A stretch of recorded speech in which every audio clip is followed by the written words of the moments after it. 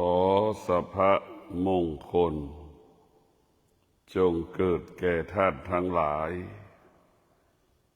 มีสติพิจารณาจิตของเรามีสองลักษณะหนึ่งเป็นจิตผู้รู้สองเป็นจิตผู้ไม่รู้สองลักษณะนี้อยู่ในที่เดียวกันจิตเดิมเป็นจิตของผู้ไม่รู้จิตของมนุษย์กับจิตของสัตว์ก็เสมอเหมือนกันหมดเหมือนกันที่นี้ก็หมายความว่าสัตว์ก็เป็นดังสภาพของสัตว์ช้างม้างัวควายเป็ดไก่หมูหมามนุษย์ก็เช่นเดียวกันก็รู้ดังสภาพการเป็นมนุษย์การเป็นคนพื้นฐานของจิตก็เป็นเช่นนี้เป็นแบบนี้ในพวกเราทั้งหลายหากมนุษย์และสัตว์ได้รับการฝึกฝนอบรมมนุษย์และสัตว์ก็จะเกิดคำว่าแตกต่างสัตว์ได้พัฒนาได้ไม่กี่อย่างสัตว์พัฒนาได้ไม่กี่อย่าง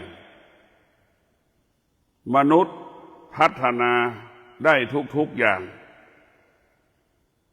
ได้ทุกๆอย่างมนุษย์พัฒนาได้เปลี่ยนแปลงได้แต่สัตว์นั้นยากที่จะเปลี่ยนแปลงเช่นควายส่วนมากจะนึกถึงควายเนี่ยเราเอามาฝึกควายเนี่ยจะให้ควายเป็นให้ควายรู้ที่เราสอนมันไม่กี่อย่างมันก็เป็นมันสอนมันได้แต่ได้ไม่กี่อย่างแต่คนเหล่านี้สอนได้ทุกอย่างดังเช่นภาษาที่มีอยู่บนโลกใบนี้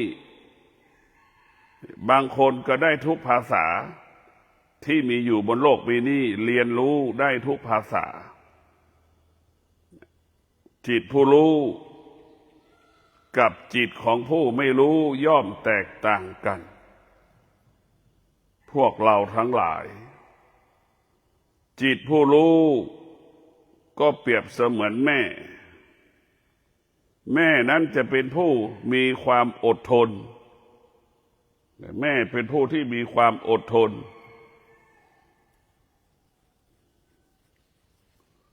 ลูกเป็นผู้ที่มีความอดทนน้อยแม่เป็นผู้ที่มีความอดทนมากเราพิจารณาดูว่าเป็นจริงไหมลูกมีความอดทนน้อยเป็นจริงไหมแม่เป็นผู้ที่มีความอดทนมากเป็นจริงไหมเราพิจารณาดูจิตของผู้รู้เปรียบเสมือนแม่จิตของผู้ไม่รู้เปรียบเสมือนลูกเพราะฉะนั้นรู้ของแม่กับรู้ของลูกย่อมแตกต่างกันฉันใดจิตของผู้รู้กับจิตของผู้ไม่รู้ก็ย่อมแตกต่างกันฉันนั้นพวกเราทั้งหลายจิตที่ไม่ได้รับการฝึกฝนก็คงไม่แตกต่างจากงัวควายช้างม้าสัตว์นานาชนิดเป็นผู้ไม่รู้จิตที่ฝึกฝน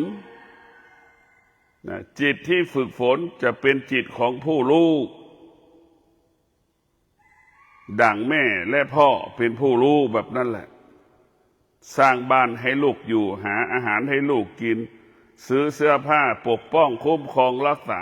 ทุกอย่างจิตของผู้รู้ก็จะรู้อย่างพ่อแม่ โดยลูกไม่ต้องบอกลูกไม่ต้องขอรู้และเข้าใจว่าจะต้องทำสิ่งนี้ให้ลูกอายุ1 ขวบอายุ1 วันเป็นอย่างนี้1 เดือนเป็นอย่างนี้1 ปีเป็นอย่างนี้2 ปี3 ปีแม่ก็จะเป็นผู้รู้จัดระบบการต้อนรับลูกที่เติบโตแต่ละวันแต่ละเดือนแต่ละปีเป็นอย่างไรนั่นคือจิตของผู้รู้ตรงกันข้ามจิตของผู้ไม่รู้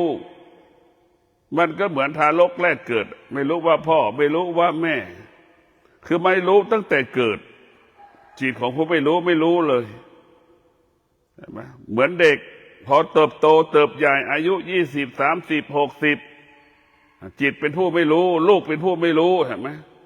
ผู้ไม่รู้เปรียบเสมือนลูกมีเหตุมีผลมีข้ออ้างมีข้อแก้ตัวให้แม่ตลอดเวลาแต่พวกเราทั้งหลายจิตของผู้ไม่รู้เป็นสิ่งที่น่ากลัวน่ากลัวที่สุดมันแยกแยะไม่ออกว่าอันไหนเป็น1อันไหนเป็นเลข2อันไหนเป็นเลข3อันไหนสำคัญอันไหนไม่สำคัญมันแยกไม่ออกจิตของผู้รู้จะแยกออกจิตของผู้รู้ก็แยกออกตั้งแต่เริ่มต้นคนหนึ่งไม่มีเวลาที่จะมาปฏิบัติธรรมก็รู้แต่การให้ทานมันก็รู้อยู่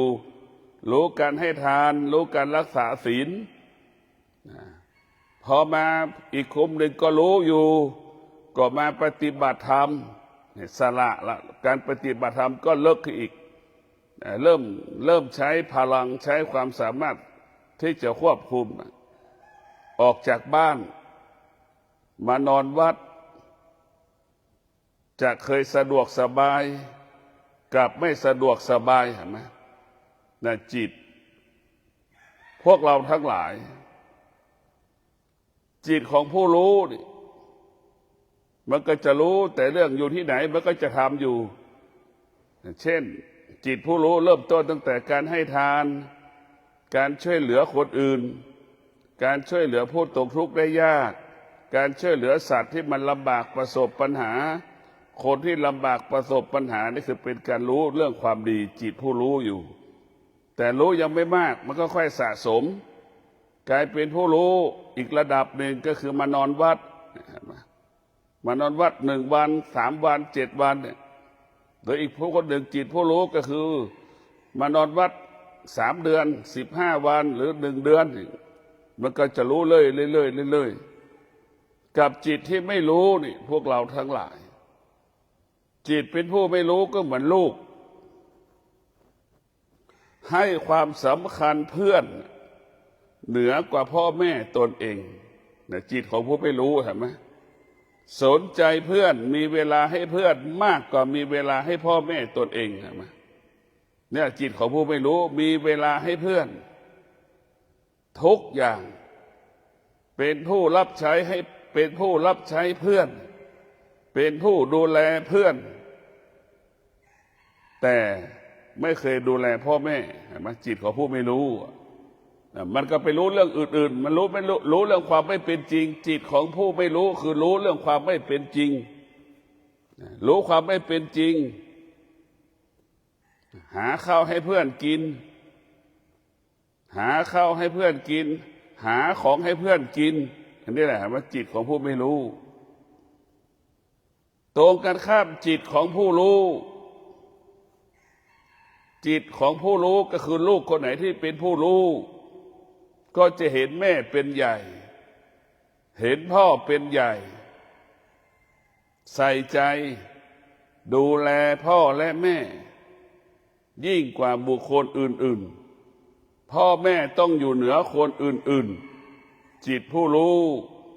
จึงให้ความสำคัญพ่อแม่ตั้งแต่ตื่นนอนแต่เช้าตื่นนอนก่อนแม่ตื่นนอนแล้วทำความสะอาดเช็ดบ้านถูบ้านทำอาหารให้กับแม่เก็บกวาดลานบ้านทำความสะอาดลานบ้านเก็บขยะเอาขยะไปทิ้งจิตผู้รู้ก็จะรู้ว่าทำหน้าที่การเป็นลูกสมบูรณ์แบบพวกเราทั้งหลายจิตของผู้รู้ไม่สร้างภาระไม่สร้างปัญหาให้กับแม่ดังลูกเป็นผู้รู้ ลูกคนไหนที่มีสติเป็นจิตของผู้รู้ลูกนั้นจะไม่สร้างภาระไม่สร้างปัญหาให้แม่ดูแลแม่ตลอดเวลาหุงข้าวปลาอาหารให้แม่ซักเสื้อซักผ้าให้แม่แทบทุกอย่างเรียกว่าจิตผู้รู้ก็คือคนใช้ของแม่จิตของผู้รู้ได้ไปเป็นคนใช้จิตของผู้ไม่รู้จิตของผู้ไม่รู้ตรงข้ามกับจิตของผู้รู้ลูกกลายเป็นนายจ้างของแม่แม่จะต้องทำให้ทุกอย่างกับลูกลูกไม่ยอมทำตรงข้ามกับจิตของผู้รู้จิตของผู้รู้จะให้แม่เป็นนายจ้างลูกจะต้องเป็นลูกจ้างแตกต่างกันไหมพวกเราจิตของผู้ไม่รู้ลูกเป็นนายจ้างของพ่อแม่พ่อแม่กลายเป็นลูกจ้างของลูกพ่อแม่จำนวนมากจึงเป็นลูกจ้างของลูกเห็นไหมเป็นลูกจ้างของลูกลูกจ้างก็คือทำทุกอย่างให้กับลูกตนเองตื่นก็เรียกตื่นเห็นไหมแม่กลายเป็นลูกแล้วกลายเป็นลูกจ้างลูกกลายเป็นนายจ้างเรียกตื่นหาข้าวให้กินเห็นไหมล้างถ้วยอีกเก็บกวาดล้างเช็ดถูสารพัดหมายความว่าดูลักษณะของคนใช้เป็นฉันใดลูกที่เป็นลูกนายจ้างของแม่แม่ก็กลายเป็นลูกจ้างของลูกให้แม่ทำทุกอย่างทั้งเสื้อผ้าซักรองเท้าถุงเท้ากางเกงเสื้อผ้าทุกอย่างแม่กระโปรงสิ้นแม่จะทำให้ทุกอย่างนั่นแหละจิตของผู้ไม่รู้แม่กลายเป็นลูกจ้างของลูกเห็นไหมนี่แหละเรียกว่าเห็นกงจักรเป็นดอกบัวเราจะเห็นว่าจิตของผู้ไม่รู้เราจะรู้เรื่องรู้แต่ความไม่เป็นจริงแม่กลายเป็นทาสของลูกจิตของผู้รู้ลูกจะต้องเป็นทาสของพ่อแม่แตกต่างกันแต่พวกเราทั้งหลายจิตของผู้รู้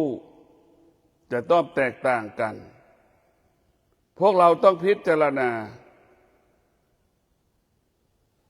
ถ้าเราไม่ได้ฝึกจิตเราก็ไม่เป็นผู้รู้ไม่ได้เป็นผู้รู้เมื่อจิตของเราไม่ได้เป็นผู้รู้มันก็ไม่มีโอกาสได้รู้ความจริงไม่มีโอกาสได้รู้ความจริงไม่มีโอกาสได้เข้าถึงความจริงอยู่กับความไม่เป็นจริงอยู่กับความไม่เป็นจริงเหมือนดังจิตผู้ไม่รู้อยู่กับความไม่เป็นจริงก็รู้แค่นั้นแหละเหมือนวัวเหมือนควายรู้ไม่กี่อย่างมันก็จะรู้เพราะฉะนั้นพวกเราทั้งหลายพ่อแม่เป็นผู้รู้พ่อแม่จึงเป็นผู้ที่มีความอดทนในการเลี้ยงลูกพ่อแม่เป็นผู้ที่มีความอดทนมากกว่าลูกลูกเป็นผู้ไม่รู้ลูกจึงเป็นผู้ที่มีความอดทนน้อยกว่าแม่นี่มันแตกต่างกันแม่เป็นผู้รับภาระมาจิตของผู้รู้นี่คือเป็นผู้รับภาระในการเลี้ยงลูกโดยไม่มีข้ออ้างไม่มีข้อแก้ตัวลูกคือผู้ไม่รู้ลูกคือผู้ไม่รู้เป็นผู้สร้างภาระให้กับแม่ดังที่แม่อายุ80ลูกอายุ40 60ลูกก็ยังเป็นผู้ไม่รู้เลยลูกเลยจะเป็นผู้ไม่รู้จนตายส่วนมากเป็นเช่นนั้นไม่รู้เนี่ยหมายความว่าสิ่งที่เราควรดูแลแต่ได้แก่พ่อแม่เช่นพ่อแม่เราเกิดมานี่เราก็มีลูกแต่งงานแล้วเรามีลูกฐานะหนึ่งเราเป็นพ่อฐานะหนึ่งเราเป็นแม่ฐานะหนึ่งเราเป็นลูกฐานะหนึ่งเราเป็นพ่อของคนแม่ของคนฐานะหนึ่งเราก็มีลูกเป็นผู้ไม่รู้ก็จะสนใจเมียตัวเองครอบครัวตัวเองลูกตนเองจิตของผู้ไม่รู้ลูกจะเป็นนั้นเป็นผู้ไม่รู้ อายุ40 50 60ก็จะให้ความสำคัญกับครอบครัวของตนเองทั้งที่เราก็เป็นพ่อเราก็เป็นแม่ในฐานะหนึ่งเราก็มีลูกจิตของผู้ไม่รู้ก็รู้แค่รักลูกของตนเองเหมือนงัวเหมือนควายแค่นั้นแหละรักลูกของตนเองแต่ถ้าจิตของผู้รู้นี่จิตของผู้รู้พวกเราทั้งหลายก็จะรู้ว่าเราเป็นพ่อคนแม่คนเรายังคิดถึงลูกเรายังห่วงลูกของเราแล้วมันก็คิดได้อีกว่าทำไมแม่เราก็ยังมีแม่อยู่และเราก็ยังเป็นลูกของพ่อของแม่พ่อแม่เราก็มีอยู่และเราก็เป็นลูกของพ่อของแม่อยู่คิดได้ว่าเราคิดถึงลูกเราฉันใดพ่อและแม่ก็คิดถึงลูกคิดถึงเราฉันนั้นเราห่วงลูกเราฉันใดพ่อกับแม่เราก็ห่วงเราฉันนั้น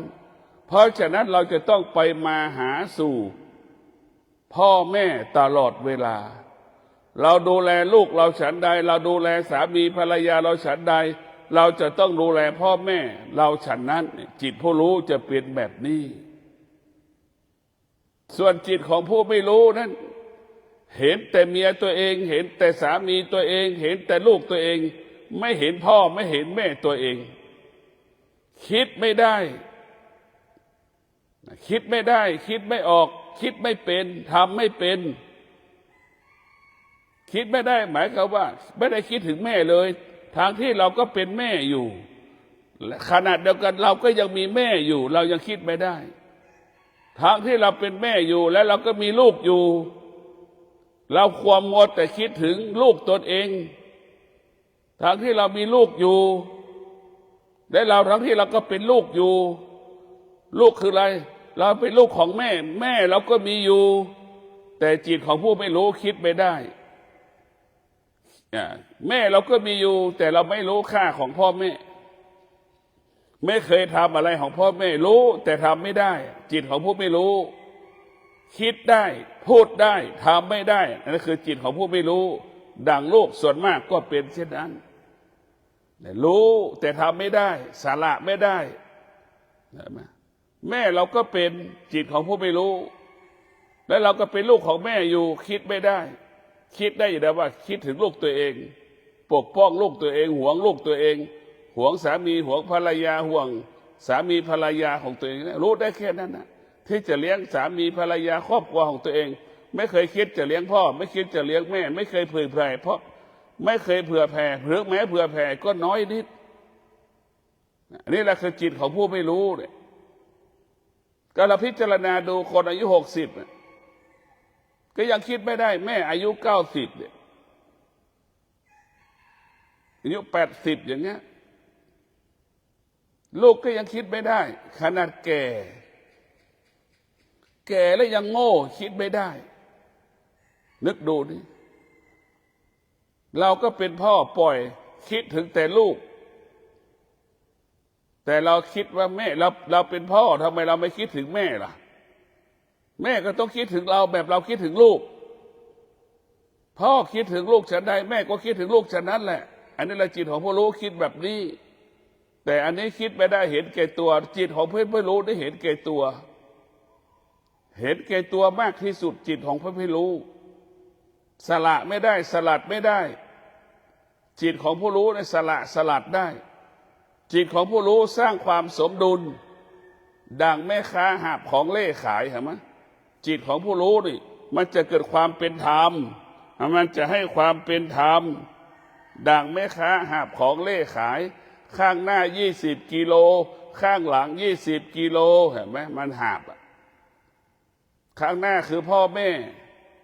ข้างหลังคือสามีภรรยาลูกของเราคือหาบแบบนั้นแหละเราจะหาบไปให้ความสมดุล20 กิโล20 กิโลของหนักเป็นของเบานั่นแหละแก่เรียกว่าลูกที่มีปัญญาก็จะเกิดให้ความเป็นธรรมแก่พ่อแก่แม่จิตที่เป็นผู้รู้จิตนั้นก็มีความยุติธรรมจิตนั้นจะให้ความเป็นธรรม ดังพ่อและแม่กับสามีภรรยาลูกของเราจะให้เหมือนดังเราจะให้ความเสมอภาคกันจิตของผู้ไม่รู้ก็จะให้ความสำคัญเมียตัวเองเหนือกว่าพ่อแม่ตนเองให้ความสำคัญลูกตนเอง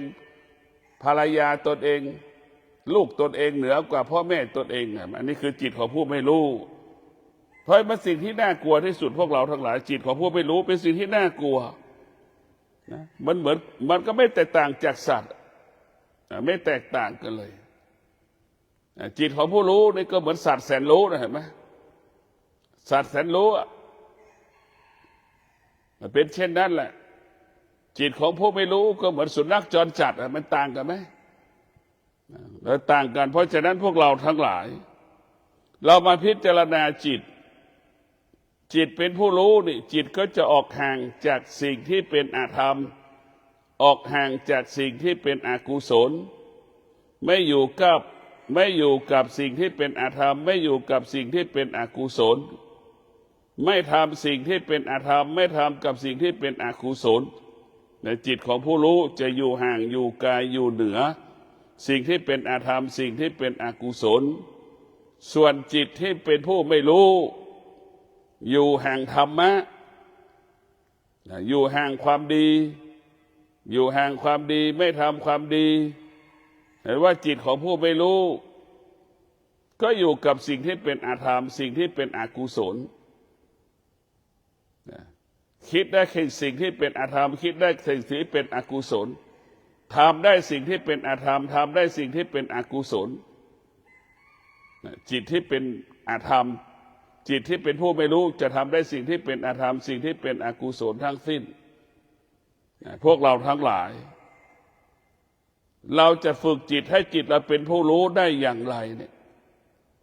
เราจะฝึกจิตของเราเนี่ยให้เหมือนควายไถนาได้ยังไง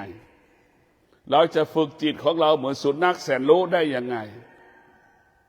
เราเห็นไหมตึกถล่มเนี่ยตึกสตงถล่มเนี่ยสุนัขหรือหมาเนี่ยนึกดูกันแล้วกันมันมีบทบาทเท่ากับมนุษย์พิสูจน์ว่าใต้ซากตึกมีคนตายอยู่ไหมใต้ซากตึกมีคนอยู่ใต้ซากตึกไหมเรียกว่าหมาเคนายใช่ไหมสุนัขเคนายใช่ไหมจิตของผู้รู้เป็นอย่างนั้นแหละมันเป็นประโยชน์มหาศาลต่อเราเองนะจิตของผู้ไม่รู้นี่มันเกิดโทษอย่างเดียวมันไม่เป็นประโยชน์เลยเห็นไหมจิตของผู้รู้นี่เป็นประโยชน์เกิดประโยชน์ต่อตัวเราเองต่อบุคคลอื่นๆเห็นไหมเหมือนสุนัขเคนายสุนัขแสนรู้เลี้ยงอย่างดีกินอย่างดีนอนอย่างดียังมียศมีตำแหน่งอีกเห็นไหมตรงกันข้ามสุนัขแสนรู้สุนัขตรงกันข้ามสุนัขจรจัดสุนัขจรจัดตรงกันข้ามนอนที่ไหนก็ยังไม่รู้จะกินที่ไหนก็ยังไม่รู้เห็นไหมจะปลอดภัยไม่ปลอดภัยก็ยังไม่รู้เล่ร่อนไปเรื่อยเปื่อยเหมือนสุนัขจรจัดหัวบ้านท้ายบ้านอะไรนั่นแหละมันแตกต่างกันจิตของผู้ไม่รู้ก็เหมือนสุนัขจรจัดจิตของผู้รู้ก็เหมือนสุนัขแสนรู้มันแตกต่างกันพวกเราทั้งหลายเราต้องมีสติฝึกฝนจิตสภาพจิตเดิมของเรามันรู้แต่เรื่องธรรมชาติทั้งสิ้นในสภาพจิตเดิมมันรู้แต่เรื่องธรรมชาติสภาพจิตของเรามันไม่รู้เรื่องธรรมะรู้แต่เรื่องธรรมชาติสุขก็เป็นธรรมชาติทุกข์ก็เป็นธรรมชาติอยากได้อยากมีเป็นธรรมชาติความโลภความโกรธความหลงเป็นธรรมชาติร้องไห้เสียใจดีใจพอใจสิ่งเหล่านี้เป็นธรรมชาติทั้งสิ้นแต่ถ้าเราฝึกฝนจิตให้จิตรู้เรื่องธรรมะเราจะมาฝึกฝนจิตให้จิตรู้เรื่องธรรมะธรรมะกับธรรมชาติก็แตกต่างกันนะพวกเราร่างกายของเราเป็นธรรมชาติจิตของเราเป็นธรรมะ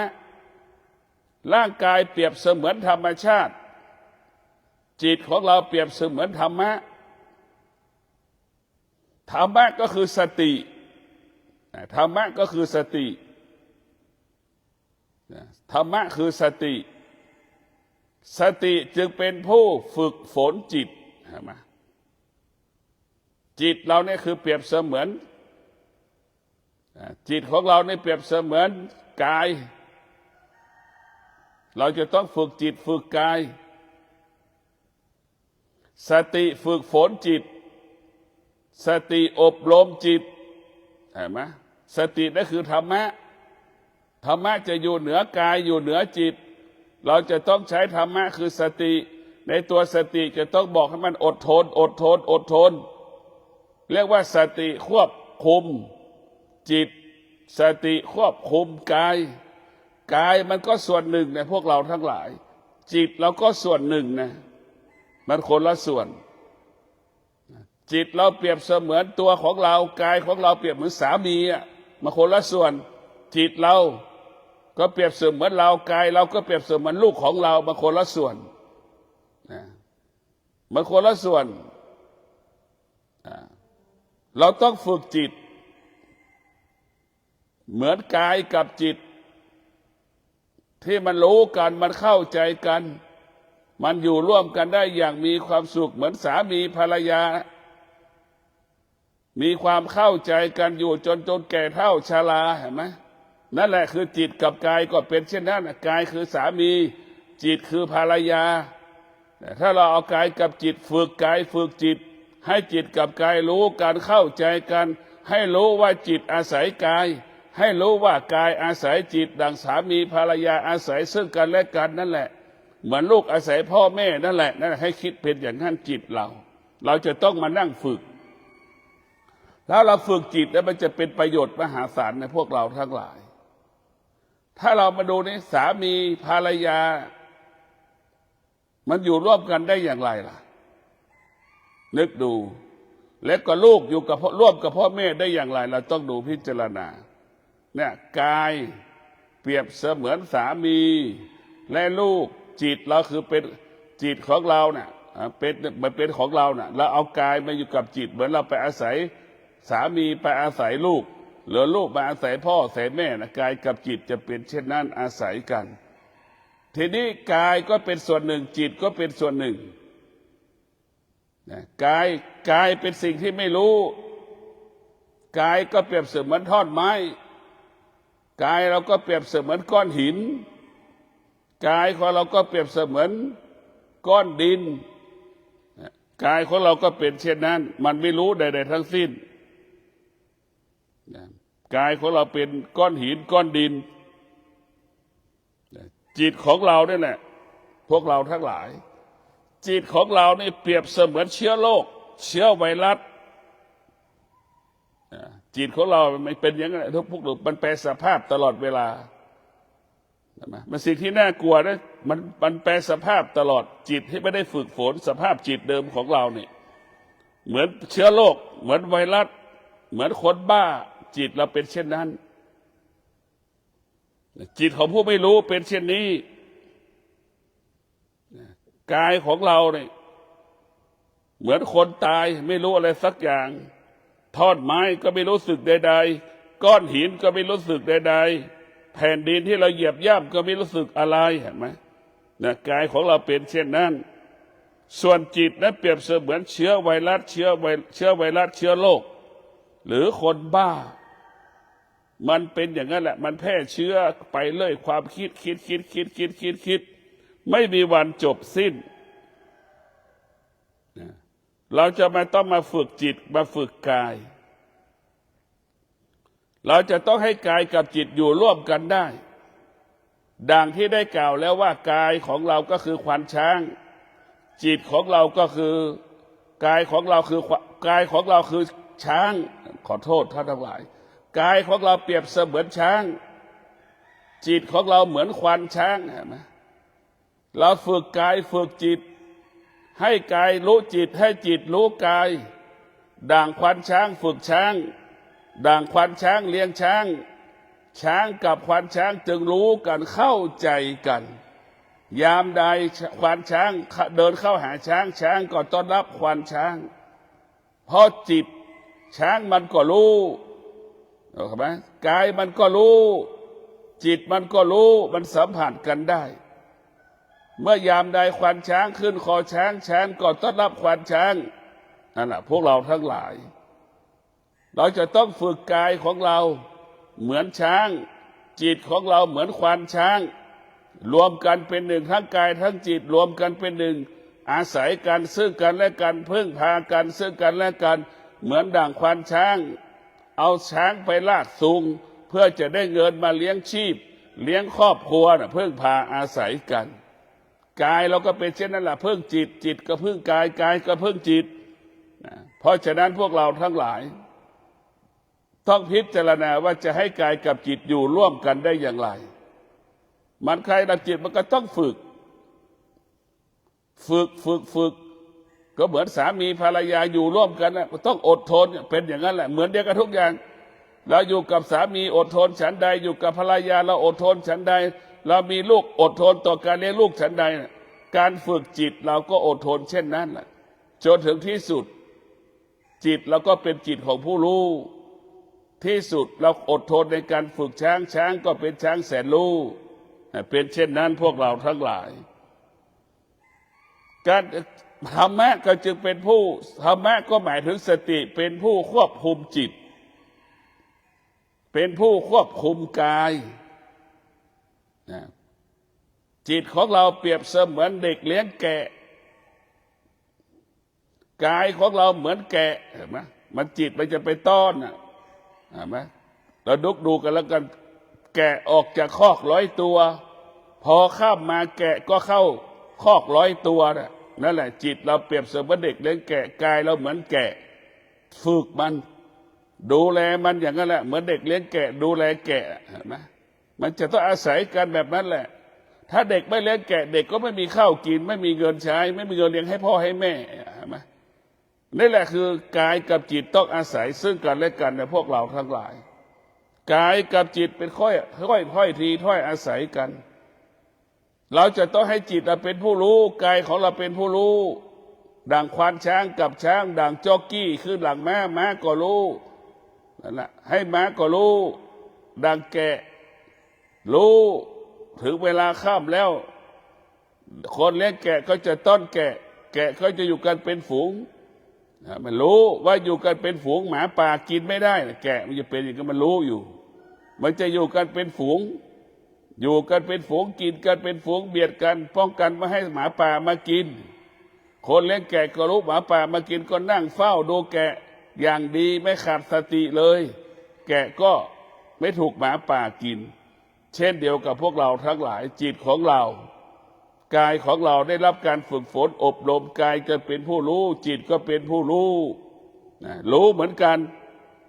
เพราะฉะนั้นกายกับจิตจึงอาศัยกันดังอาศัยกันดังธรรมะกับธรรมชาติก็อาศัยกันคำว่ารู้ทั้งหลายนี่หมายถึงรู้เรื่องธรรมชาติคำว่ารู้ทั้งปวงก็หมายรู้เรื่องอนิจจังทุกขังอนัตตาคำว่ารู้ทั้งปวงก็หมายคำว่ารู้เรื่องเวทนาและอุปทานรู้เรื่องนิวรณ์ที่เรารู้เนี่ยรู้อย่างนี้เหนือรู้ก็คือธรรมะเหนือรู้เป็นเรื่องของธรรมะรู้แล้วก็อยู่เหนือสิ่งที่เรารู้ว่าธรรมชาติมันเปลี่ยนแปลงแต่จิตของเรามันไม่เปลี่ยนแปลงร้อนเราก็อยู่กับมันได้หนาวเราก็อยู่กับมันได้ทนได้หนาวก็ทนได้ร้อนก็ทนได้ฝนตกเราก็ทนได้จึงเกิดคำว่ารู้อยู่เหนือรู้รู้อยู่เหนือรู้จึงเกิดคำว่ารู้แล้วก็ละสิ่งที่เรารู้ก็คือรู้แล้วก็ละสิ่งที่เป็นอนิจจังทุกขังอนัตตา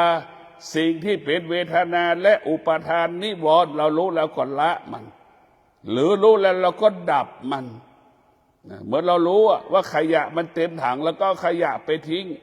ขยะก็คืออนิจจังทุกขังอนัตตาขยะก็คืออุปทานและเวทนา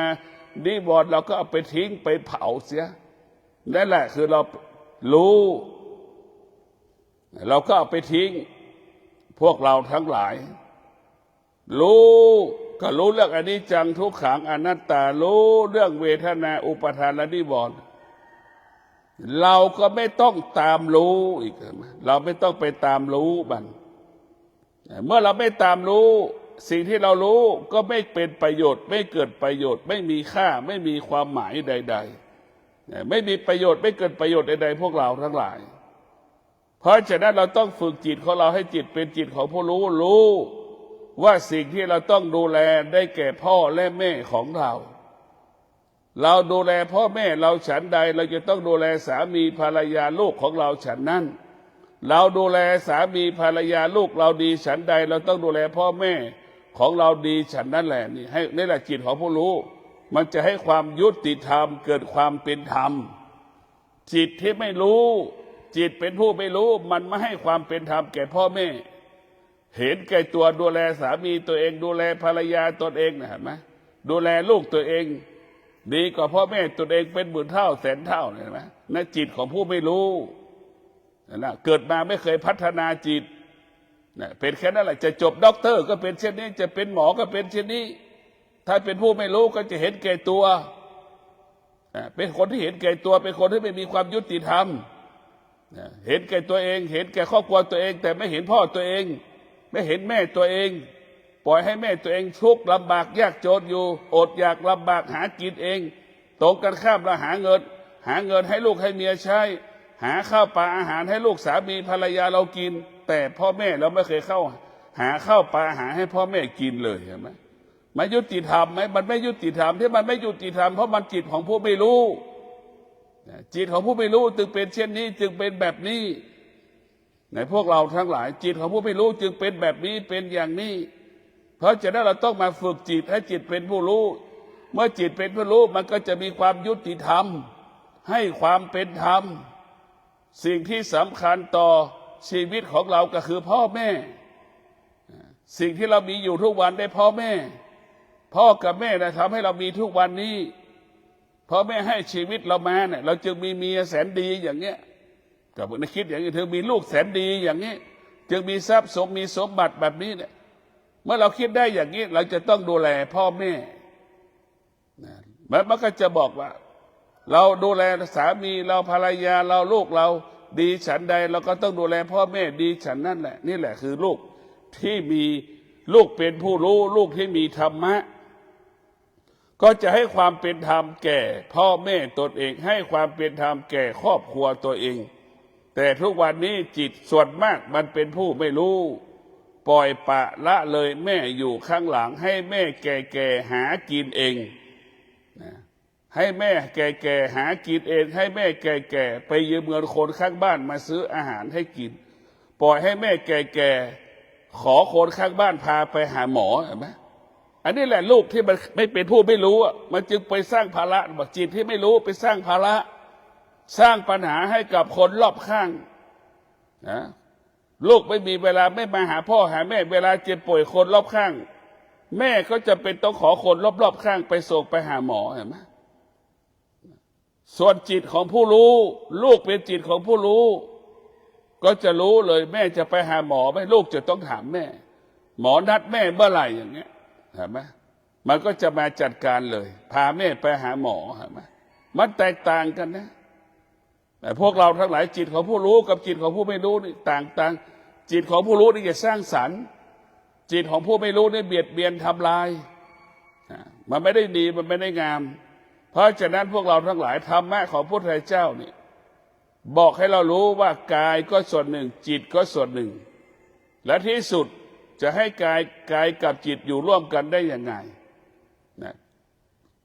เราจะดูในกายของเราเนี่ยเปรียบเสมือนสามีของเรานั่นแหละกายของเราเปรียบเสมือนลูกของเราท้ายสุดสามีภรรยาแม่ลูกอยู่ร่วมกันได้อย่างไรล่ะนั่นแหละการฝึกจิตจะเป็นเช่นนั้นเขาสุดก็เข้าใจกันเมื่อเข้าใจกันก็กายกับจิตจะเป็นผู้รู้กายกับจิตเป็นผู้รู้แต่พวกเราทั้งหลายเมื่อจิตเป็นผู้ไม่รู้มันยิ่งหนักเนี่ยสามีอยู่กับภรรยาไม่มีความสุขลูกอยู่กับพ่อแม่ไม่มีความสุขนี่ก็มีอีกจำนวนมากยิ่งหนักกว่าเก่าอีกนะพวกเราทั้งหลายหนักกว่าเก่าอีกจิตของผู้ไม่รู้นี่มีแต่ความวุ่นวายมีแต่ภาระมีแต่ปัญหาไม่มีวันจบสิ้นตรงกันข้ามจิตของผู้รู้นี่นะจิตของผู้รู้นี่ไม่สร้างภาระไม่สร้างปัญหาให้กันและกัน ท่านทั้งหลายพิจารณาว่ากายก็ส่วนหนึ่งจิตก็ส่วนหนึ่งกายกับจิตอาศัยกันและกันดั่งสามีภรรยาอาศัยกันดั่งลูกอาศัยพ่อแม่ดั่งพ่อแม่ตอนแก่ๆ80ต้องอาศัยลูกแล้วล่ะกายกับจิตต้องพึ่งพากันอาศัยกันให้เราเข้าใจเช่นนี้ถ้ากายกับจิตจะพึ่งอาศัยกันได้ก็ต้องฝึกฝนให้กายเป็นผู้รู้ให้จิตเป็นผู้รู้ให้จิตกับกายรวมกันเป็นหนึ่งเมื่อกายกับจิตรวมกันเป็นหนึ่งตอนที่แม่แก่เฒ่าใช่ไหมเราจะต้องดูแลแม่นะจิตของผู้รู้จะต้องดูแลแม่เป็นผู้รู้ตอนที่ลูกเด็กๆแม่ก็เลี้ยงลูกตั้งแต่ลูก1 ขวบ2 ขวบอันนั้นจิตของผู้รู้ก็มีแม่อีกจำนวนมากเป็นผู้ไม่รู้ลูกเกิดมาแล้วไม่เลี้ยงลูกมีจำนวนมากมีลูกเกิดมาแล้วเอาลูกให้คนอื่นก็มีอีกจำนวนมากมีลูกแล้วไม่สามารถเลี้ยงลูกได้ก็มีอีกจำนวนมากคือแม่เป็นผู้ไม่รู้จะเป็นเช่นนี้พวกเราทั้งหลายขอให้มีสติฝึกฝนจิตให้จิตเป็นผู้รู้จิตเป็นผู้รู้ก็ให้ความเป็นธรรมให้ความยุติธรรมแก่ครอบครัวตนเองเรามีแม่เรามีครอบครัวเราอยู่บ้านอีกหลังแม่อยู่บ้านอีกหลังเราจะต้องไปมาหาสู่แม่สม่ำเสมอเราจะต้องดูแลแม่อุปถากแม่ช่วยเหลือแม่สม่ำเสมอนี่แหละจิตที่มีธรรมะจะให้ความเป็นธรรมแก่ครอบครัวตัวเองและพ่อแม่เสมอครอบครัวตัวเองให้ความสำคัญครอบครัวตัวเองดังพ่อแม่ตนเองขอความสุขสวัสดีจงเกิดแก่ท่านทั้งหลายขอให้ท่านทั้งหลายมีสติรู้ความเป็นธรรมเกิดขึ้นกับชีวิตของเราย่อมได้รับความยุติธรรมกับชีวิตของเราร่างกายของเราขอเจริญพร